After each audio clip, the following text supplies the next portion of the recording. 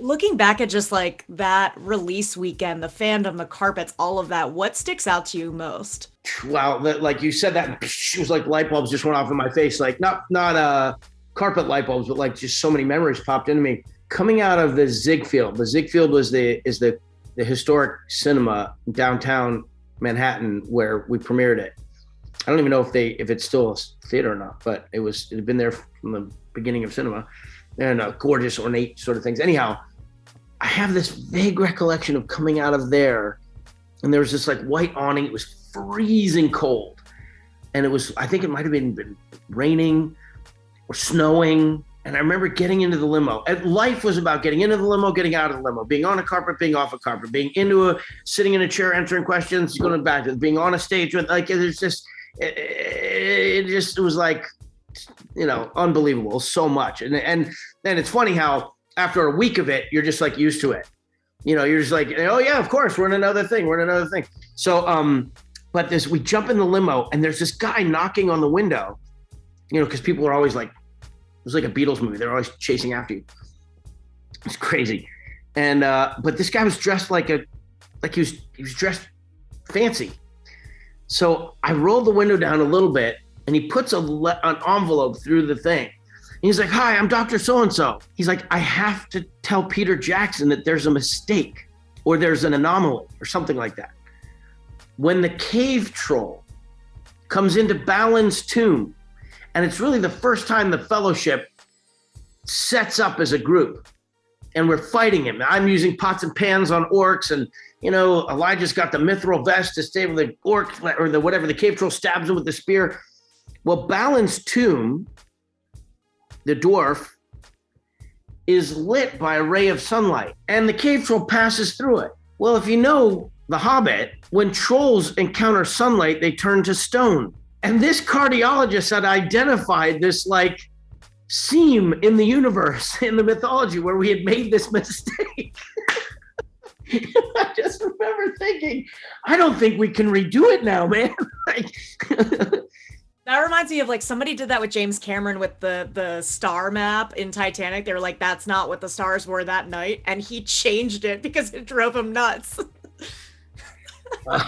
I can't remember if I told Peter. I can't remember what Peter's reaction would have been. He would have laughed at that, I'm sure. But it was a heady time. I think I wasn't really prepared for it. I mean, 9/11 had happened 3 months earlier.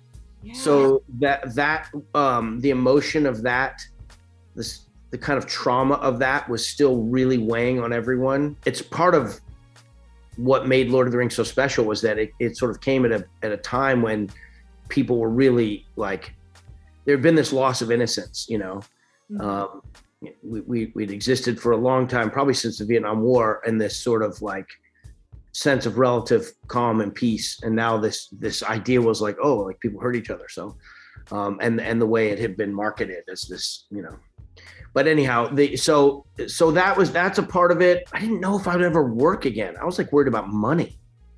I was like worried about money and what the next job would be.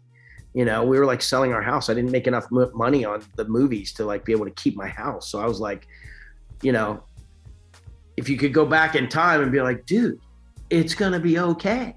You're going to be the movies are very successful. You're going to work regularly or semi-regularly. You will be able to buy a nice house. But at the moment I didn't have that. So that was like kind of affecting it. And then they're like, look, these are toys with your face on it. And you're like, oh, somehow when I saw the action figures with my face on it, I thought less of my Star Wars action figures from when I was a kid. Because I'm like, well, if I can be an action figure, anybody can be an action figure. You're an action figure, you're an action figure, Yeah. Yeah. Do you still have anything like from either set or some kind of like, action figure that you were given at that time that you still have? Like most prized possession? We were gifted items. I stole items as well, but we were also gifted items. The backpack, Sam's backpack, the elven brooch. My wife always brings up the elven brooch, which I wore I actually put on the wrong way after lunch, and the wardrobe people noticed it. So they felt that it was critical that it always be worn that way. And so three hobbits had their elven brooch this way and one had it that way. And like every day for 2 years, several times a day, we had to do the mental math of like, which way is it supposed to go? Sam's sword, a couple of pairs of hobbit feet, which smell after time. elven rope. Didn't want the ring.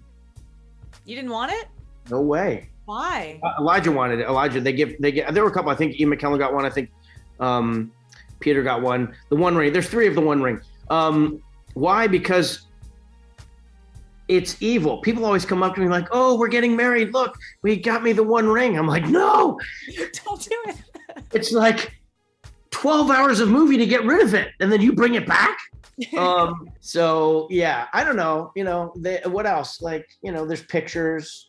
We have the books, the big 3-volume set of it that we all not autograph, but all signed like a yearbook to each other. That's kind of a treasured possession. Speaking of the books, you are also revisiting the book with your book club at Fable.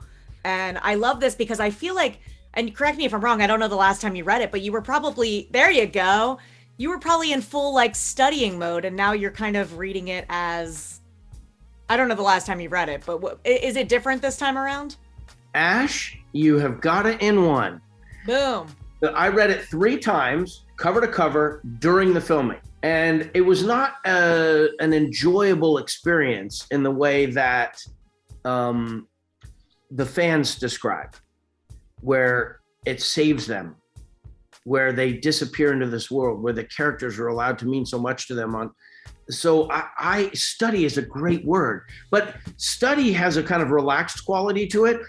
I've been saying it's like I was in a cockpit and the engine went out, and I looked and the book was my checklist.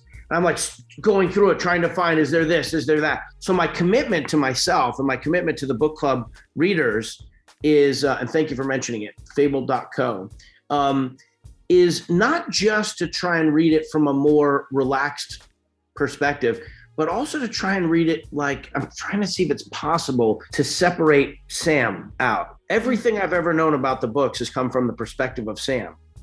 Every word, every prop, every image of film, every convention autograph, like it's always from the position of Sam. So I'm a 50-year-old man now with 3 kids. The oldest is just about to graduate high school. I got 2 college, one's a graduate in graduate school, the other's in college, 2nd year. Like I've run marathons and triathlons. I'm getting a graduate degree myself. I've done 20 years worth of movies. I'm 30 years married. Like I'm a different person than I was 20 years ago. And I know that there are elements of this book, ideas, emotions that will resonate with me and that will appeal to me differently now if I can find a way to let them. So we're doing it in bits, it's like a chapter a week or something like that.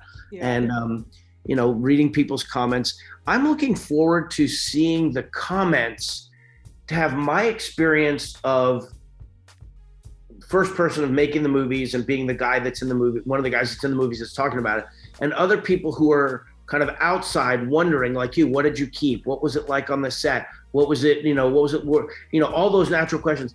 I think there's going to be a coming together of their consciousness and my consciousness so that the conversation can have its own new life. That's what I'm hoping happens with the book club reader. So, and it's not going to happen instantly. And there's a self-consciousness. I'm really like determined to try not to be self-conscious, but I was just saying, like, these interviews we've been having, if the readers of the book club see what this interview with you, I think it will help strip away some of the artifice that comes to it from, like, okay, so the guy, it's your 20-year anniversary, like it's a game, right? Like I want to try and push that together and end up with something that is a different experience. I will never know as much as Stephen Colbert. I will never know as much as Cliff from the OneRing.net.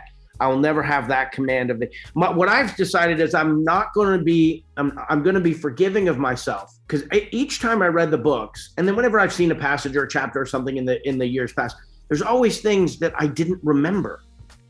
Right. Like, God, I didn't remember that. I didn't. But like big ticket items, big lead characters, big set pieces, things that you're like, did you read? You said you read it. Did you actually read it? I'm like, I read. I have this childlike quality of, like, I'm a Buddhist. I only know what's happening in the moment. I carry nothing from before. So I'm not going to punish myself for that. I'm just going to try and appreciate those words for what it is. I'm out of time already, but so lovely to talk to you. I'm a huge fan of Bob Newby. I just justice for Bob. Bob loves you. No, this is the thing. Bob had justice. He died a hero's death. Barb, no one knows what the hell happened. We need justice for Barb. We can have a statue for Bob, kind of a hero, maybe astride a horse or something, to recognize, rename the Hawkins School after him or something like that. But he had what is justice? Well, thank you so much for your time. This was really fun. Thanks, Ash. Thanks. Take care.